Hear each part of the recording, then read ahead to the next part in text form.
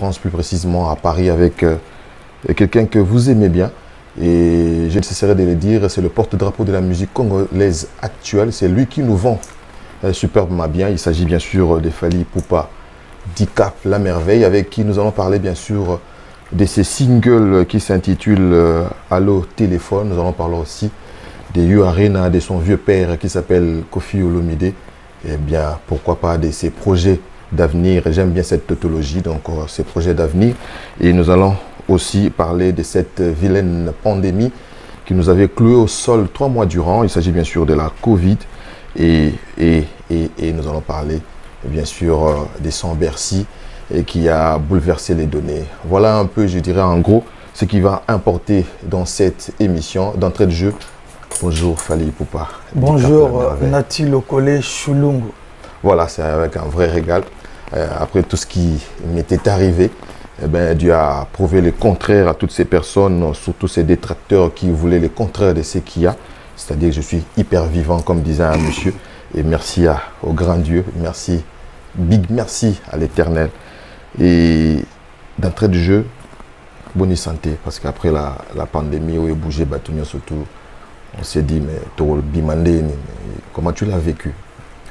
Ouais, en tout cas, par la grâce de Dieu, santé, ça va. Donc, voilà, tout confinement. C'est vrai que Zali, situation moko inédite, non, vivant côté surtout Babiso, bon, parfois tout le monde va te dire, non, il y a 100 ans et la grippe espagnole. Ça dit, ça ne nous concerne pas, ça nous a raté. Mais oui, concerné Biso Lelo, ça va. Dieu fait grâce, donc aux Aluana, et surtout que nous avons salipé tout le monde a le sous après, bon, tout le monde a déjà, mais officiellement, d'une manière officielle, on a bossé caméra, ça faisait très longtemps. Donc ça va, ils sont en bonne santé. Heureusement ou malheureusement, on a testé qui, on a fait test pour la Covid, mais mis négatif. Donc voilà, je me disais, on a immunisé, mais bon.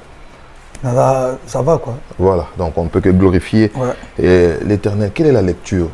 Oh, Nazolo Banabatu, donc Batbarana Jet, Batbarana Bentley, le Koyabino, Batbarana Lambo, Batbarana Bilamba, donc Bilé, Nenga Kino Balenga, mais clé au sol, Azotal, on boy, Abi, il faut la lata, mais pas qu'il il faut tourner car on a 4 pièces. À un moment donné, ça nous a poussé à réfléchir. Yo, Penza, au vivant, on dirait, en tant qu'artiste. Ouais, c'est vrai qu'en tant qu'humain d'abord, et apprendre beaucoup de choses. C'est-à-dire que Covid n'est grand prêtre. On a fort, on a faible, tout. C'est-à-dire que Aosara n'a pas de confinement. Vous obligez de faire l'info. C'est-à-dire dans minutes, c'est-à-dire pour la première fois, je pense, depuis que moi je suis na botamate mais depuis Naïbi Makambu, tout le monde me dit Nangai, na Nati Lokole, na Obama. Na Jay-Z, na Trump, na Trump, na Batunio, surtout dans la situation, c'est bon, bimaté, bon, bêta concerté, bon, qui est moussalaté, donc il y a une situation, moko, bah, tout baginango, bah, vivre en gros. Donc, je pense que les lots, il faut te comprendre que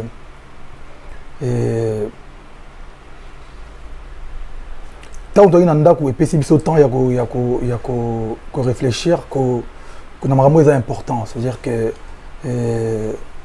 moni moi à la peine baby sur go bimanao baby sur to que moi restaurant to que moi cinéma to que kutana master to famille to ou que moi musala on se plaint toujours non on a bimaté na fatigué moya non ya musika non te masana bazela mais si ko bene zala ki so ba yebisi mnoka que so ba lobi que bon ba libérer notamment 1 heure moko boy ba ba venant excitation malibanda et puis ba ki pour une fois mbongo on dirait à son valeur quoi et son barabilo à rouler on a peut-être bakisi et lambate voiture t ça dit aux là espèce de talent et pour la première fois je pense qu'il y a combien de moules dépenses et belles à rouler voilà trop plein de ça donc la situation moko est ma bé mais apprendre à tout moi ma cambébélé donc il y a vie donc voilà il faut relativiser.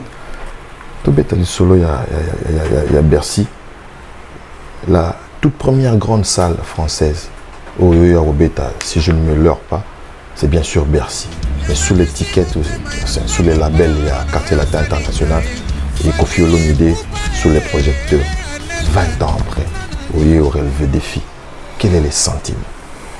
Au relevé défi, oui, chez Bisso, Congolais, toi, on a incompris. Non, le français. Encore pire. Moi, je suis Congolais, donc, dès que nous avons sauton. Donc, non, oui, c'est vrai que les rêve, il y a beaucoup moins de jeunesse où ils allaient se réaliser.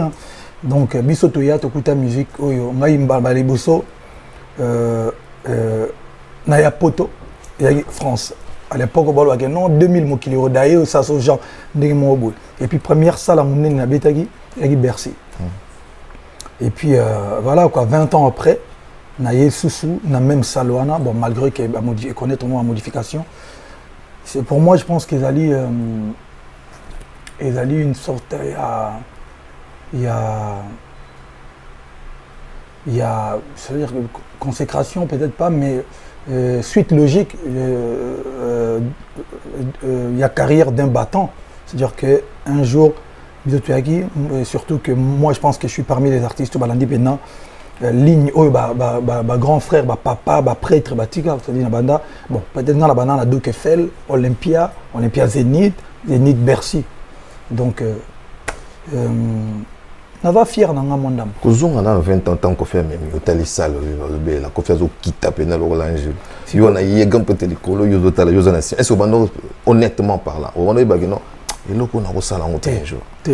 On a eu reçu à Bercy parce que même dans mes rêves les plus fous, on a eu un bandal. Nous avons eu un Mikilo, un ketch, un sapato, car, moi car, aux tambola, aux leka. Même au Afrique, non, Congo quoi. Et puis, tu ne peux pas comprendre le mot. Tu as un grand prêtre à guitare à bord. On a besoin de mon angoté. Borté, enfin. Je l'accepte, je l'accepte. Tout ça, Dieu m'a dit que tu vas bien ça. Donc, grand prêtre de quoi donc qui t'en a plein là. Ça revient tout même quoi. Bon, on a plein, et ça va vraiment mal. Il y a une idée toujours. Non, l'idée c'est qu'on était méthodique. Ils sont tellement abstraits que c'est ça. Oui, mais tant grand prêtre qui t'en est là quoi. Oui, besoin de mon angoté, besoin de mon angoté na cassette. Oui, mais parce que besoin de sima. Tout le monde a engoué dans la salle, besoin dans la backstage. Et donc tout le monde angoté, tout le monde après dans la vidéo. Et puis tant aussi ça concert à Bercy, on a une anecdote mon anango. Tant que y Bercy wana. C'est vrai que na yeba dans la Bercy parce que parmi les artistes au Batmando là baya, il y a ngai CNN, baba comme ça mais vraiment bateau yo. Oui, bah grand prix demando passer sur le téléphone. On a un concert à Bercy. Mais tant que commis, je crois que tu as 2 ou 3 semaines avant pour pour s'acclimater quand même. Voilà. Ouais. Donc, bizarrement, normalement, on dit que ça n'a pas passé. Non. Oui, on a l'époque, parce que là, je ne crois plus à ce genre de. Excuse-moi, la terme de bêtise, la connerie, je ne crois plus. Ah, c'est sûr, c'est sûr. Donc, il passe. D'autant que amib, je pense pas, typhoïde, autant que intoxication alimentaire, il y a une bombe. Na bomba, na zoïd ça moutoute. Pour voir que nous l'hôpital, pendant moi 3 semaines, interné donc en bruit na bomba. On a besoin makila. Donc na bomba yango. Ti après concert ndé siko na kenda siko na mona médecin. Donc il y a un loroté. Wow.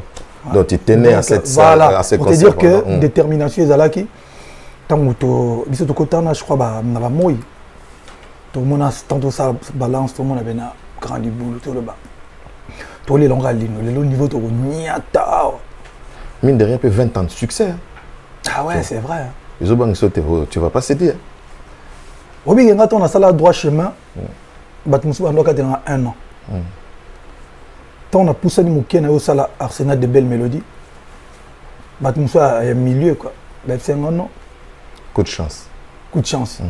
Bamsusu tu tamsu batumsu to ndo bosser na bango to kabwani balba non to pezu 1 an kaka to otala bo monde obi ke ti le longa pe na zo comprendre ti bana ebele donc bana ebele donc je pense que na va mututé na s'accrochera na zo calculer te que ndingi to ndo tala ba musique 1914 ba non 10 ans de succès onité ngana ça la musique et puis tant que nous avons une inspiration idée tout ça bon to ça là ton Bercy à toi. Surtout image 5 mois en gros déjà. C'était une réussite sur le plan nombre à bateaux, sur le plan musical.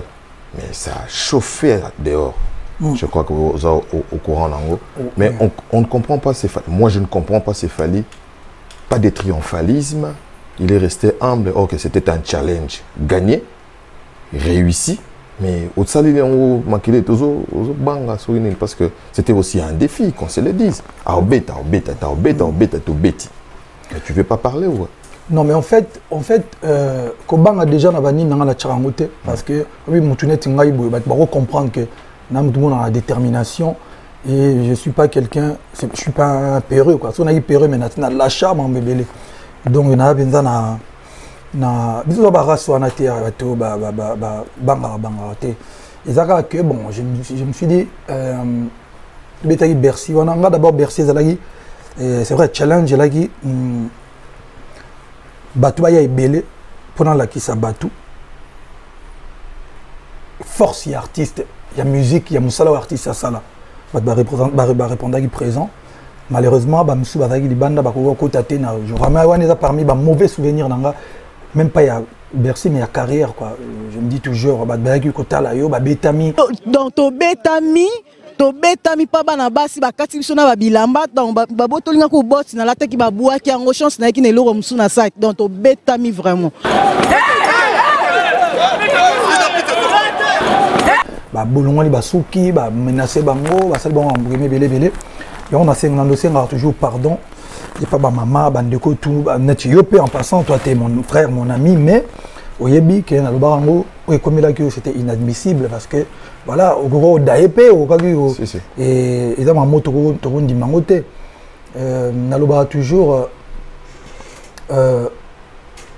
Tomikolo Nazoloba, so bokabona mutu idée, même moi sinon so bokabona, bozana divergence à ba idée, bozana ba choix mon côté, bo potanata na reçoana. Comment on a beaucoup côté, c'est-à-dire Makofi, Kobeta, Batou, c'est-à-dire tout le monde a un monopole à violence. On a violent, commettre violence à la musique, appuyer bouton de violence et salami,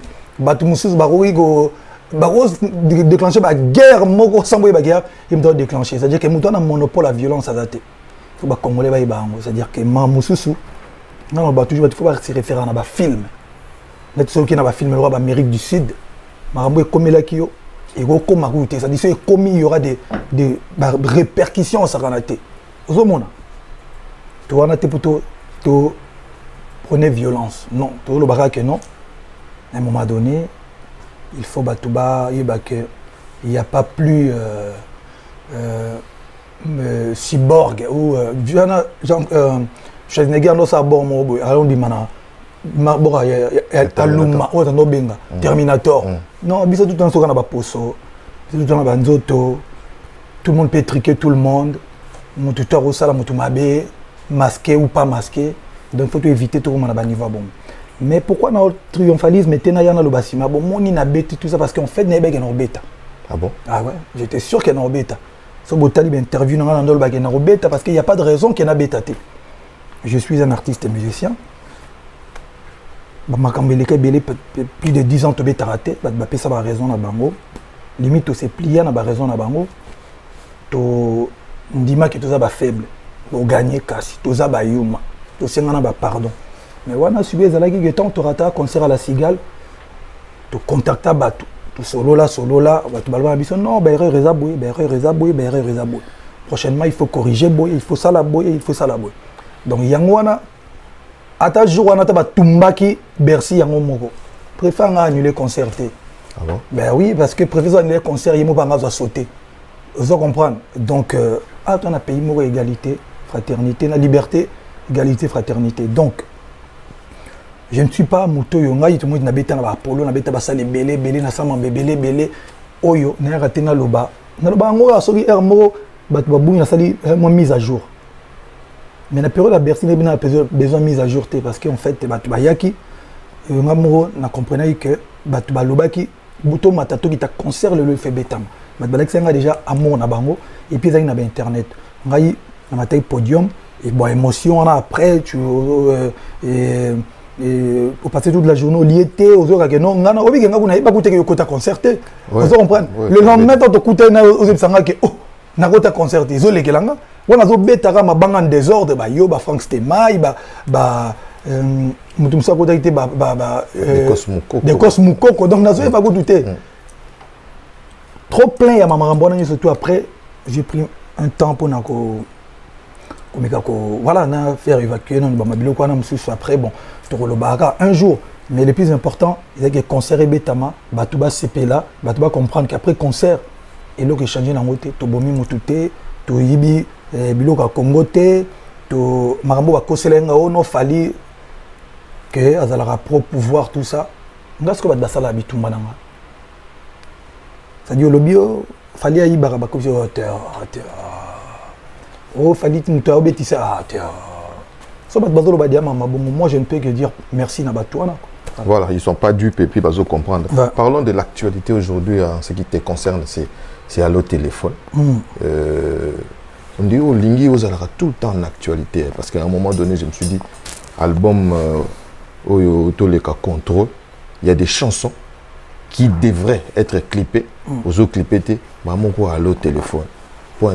C'est pour quelle raison à l'autre téléphone? Non, mais merci beaucoup pour la question et vous permettre na moi vision dans mouké. Album Contrôle et Bima qui 2018 je pense, en 2018. L'autre il y en a 2 ans, album Ebimi. Ils allaient parmi moi j'essaie m'auto-critiquer, c'est-à-dire que moi mon que album Contrôle au début, on a peut-être 18 titres. Après, tous attendent dans le studio, mais là, il y a plus de 30 titres. Donc, on ne pouvait pas faire un clip mignon surtout la période moro. De fait, on a Liboso, le deuxième, le clip, humanisme, il reste encore des clips où il fait bima. Oui. Donc, il y a des bateaux qui sont en bateau, clip. On a une vision dans la commune. C'est-à-dire que l'album est bimi, et ça sous le marché, et là on fait bimi.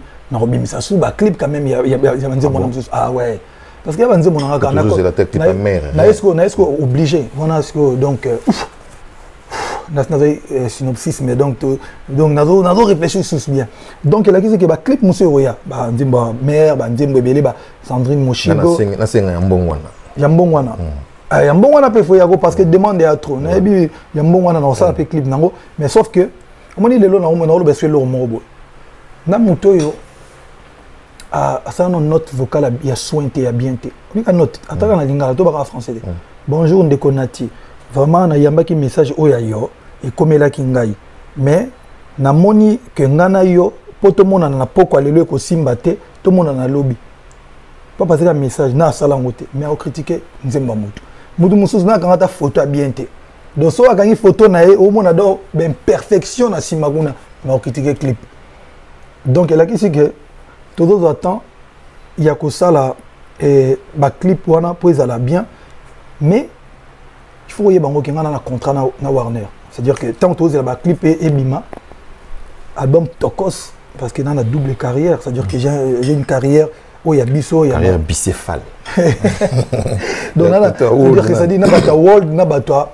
Bon, pas World, mais n'a album. Aller na retour. Voilà. Aller na retour. C'est-à-dire aller na kendara penda. Retourner na zonga. Donc bata Warner on a un contrat na bango. Contrat na bango ils allaient 2017 toko c'est bimi et batikela ngai tant to comme la fin d'exploitation 1 an après ou 2 ans ba que Robin album no ya rumba. Ton album album Marumba, c'est vrai qu'album Marumba est en exploitation moulaï parce que banzembo za ebelé. Donc il faut ils doivent péter temps ebelé. Mais tant to comme en 2020 il faut album na bango pebim. Donc vous comprenez que ça bouge pas pour nous relancer déjà couleur et album. C'est contractuel en fait. Mais en même temps, bango ba yebi gena na deux mondes. Ba comprenez qu'il faut force wana na accord Arena que non, voilà, il a vraiment un public, un fan base, il faut nourrir na barumba, na banini. Yango moni. À l'autre téléphone, en fait, je n'ai expliqué bateau. À l'autre téléphone, on a salé l'homme européen, recours à l'authenticité. Parce que moi, je suis quelqu'un qui s'attache à ma valeur. Tout à fait. Nangana sala bine loro ba vient na sala kala. C'est-à-dire na Betty Bercy, na Betty loro moko en exclusivité et puis na captation na boîte on la télévision, na la radio et bimi bongo. Mais to mixango penzate. Tout ce qu'on a ba imperfection là. C'est ça la musique en fait. Tu vois même na ba table SSL lelo ba balinga ngope misa moi son moko bonet ya moi kala. So comme netilin zandam. Trop fignolé moi. Donc tu attaqué ce captation nango na Bercy pourquoi? Pour ma timing. Bon, on a fait tout bête, on a tant comme Bando Katanga. Tu peux inclure un moment qui est original, mais Simba qui était. Donc, tu auras attaqué vision tout nazagi nango et koyagi na mayo. Non seulement tu auras bêta comme Bobimbaté, puis tu auras attaqué vos images à bien. Donc, je me suis dit, c'est un abimisango pour nater Kasuko Bapitua animateur et puis et tournera Siko Bercy Penza parti dans Santoine. Le quoi tu auras attaqué yango. Plan B nangezalaki. Ok, tu auras tant que tu es dans un studio, tu es en live. C'est-à-dire parce que au moment à l'autre téléphone des gens tu es en live. Moudam na piste n'ende ay kale te que mutaya corriger après, tu es tout niata bon moto tracé. Sauf aussi au tracé, allez tous lui c'est quoi tu sali. Faut directement ça dire que net na salara à l'époque, il y a Arsenal de belles mélodies dans studio, tu dois yemba, tu filmer sans tout ça la clip, sans montage, sans ni d'autres côté on a bien perfection mutabongi to leki en bon. Encore une fois, malheureusement, tant que déconfinement, on a mouki à Kosaleke Salamaki, balobi pas plus de 20 personnes dans le studio ou dans la salle moro. Et à Mouyema. Et même ils seront la basique. Et là, ici, il y a un clip, bon, mixango, et puis voilà quoi. Et bon, et après ma bête, que le gars est toujours présent, mais je pense que Batou Batalanga, je ne fais pas la musique Capona sera présent. Moi, je suis parmi les artistes à Sala, droit chemin en 2006, Arsenal de belles mélodies en 2009. 3 ans. Donc 3 ans sans abîmer loko. Nayo sala Arsenal de belles mélodies en 2009, nayo na Power 2013. Vous comprenez? Donc na leki sera bien temps na ntika nzembo ezwa parce que son nzembo ya gitoko. Ya le rabilo mo lié à consistante, ça dit so lié au ton dit bien, on a besoin sur grignoter. C'est-à-dire so lié au ton de lalipongi. Donc tu vois l'album à contrôle. Les lois na bien à peu près 7 nzembo déjà ya rumba. Donc pour vous dire que les lots ont décidé, bon, d'un album ils ont bimaboué. Tokos 2, d'inclure 10 rumba mo pe na bimi nango parce que soit nangai ezali soit na zone en base. Tant on a ça la power na lobana ça la power aller retour. Mais tilo na zoko quoi ajuster ni somi balete. Donc on a ligne soit nangai rozala pena un jour on a bimisa 2 albums, c'est-à-dire 2 publics bango to baké ba poni. O rumba ba rumba o ya aller urbaine vu album d'abord comme ça me laissera le temps il y a vraiment il y a revendre parce que ce que ça vous obligé ça générique c'est sans conteste c'est le domaine des atalak des animateurs mais balobi parmi les critiques vous a trop regardant c'est-à-dire que c'est bien que ça yonde mutoza na roulette mais aux autres là OK il fallait les laisser s'exprimer même la conception clip tu es dedans même la il faut pas boire quand tu es dedans. C'est pour cela, ils ont à force yo salango, ils ont comme l'impression que c'est du même fali au fur et à mesure aux salango, on a moins monotonie. Et donc ça a succès toté. Non, on ne peut pas s'attarder seulement sur les succès. Il y a une aussi que la question de Gono Moupassoula. Il y a trop de savants les lots, même les gens qui ne de la loba qui en a. Et c'est quand il y a la monotonie na caché, na style. Quand il y a ba connaisseur on a ba la biso.